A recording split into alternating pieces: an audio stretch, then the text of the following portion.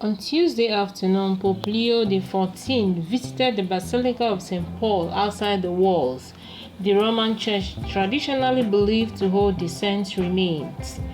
After a moment of prayer in front of St. Paul's tomb, the Pope presided over a brief prayer service. In his homily, Pope Leo reflected on a reading from St. Paul's letter to the Romans, which he said contains three major themes: grace, faith, and justification, which can help illuminate the petrine ministry to which he has been called. The Pope began by discussing the first of these topics, grace, or God's help. In his letter to the Romans, Pope Leo said, Paul acknowledges that he encountered Christ only because Christ reached out to him first. His encounter and his subsequent ministry were the fruits of God's pure prior love, which called him to a new life while he was still far from the gospel. St. Augustine said something similar. Pope Leo noted when he asked, "How can we choose unless we have been first chosen? We cannot love unless someone has loved us first. We cannot lead good lives without God's help," the Pope said, and this reality is at the root of every vocation. The Pope then turned to consider the role of faith in St. Paul's account of his calling.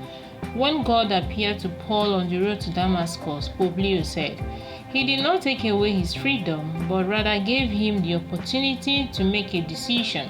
Salvation does not come about by magic," the Pope explained, "but by a mysterious interplay of grace and faith, of God's prevalent love and of our trusting and free acceptance." The final aspect of Paul's calling that Pope Leo considered was that of justification, or the process of increasing in holiness. The Acts of the Apostles describes how, after his vision of Jesus, Paul ceased persecuting Christians and began working alongside them. The Pope urged his listeners to compete in showing this kind of love, which led St. Paul to give himself so wholly to others that he was eventually martyred. Pope Leo XIV brought his homily to a close with a quotation from Pope Benedict XVI.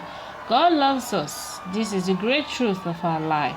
It is what makes everything else meaningful. This insight," Pope Leo said, "is the basis of every mission, including my own mission as the successor of Peter and the heir to Paul's apostolic zeal. May the Lord grant me the grace to respond faithfully to his call," he concluded. Nearly 2 weeks after his election, Pope Leo XIV held his first general audience in St. Peter's Square, continuing Pope Francis' Jubilee Catechesis series on Jesus Christ.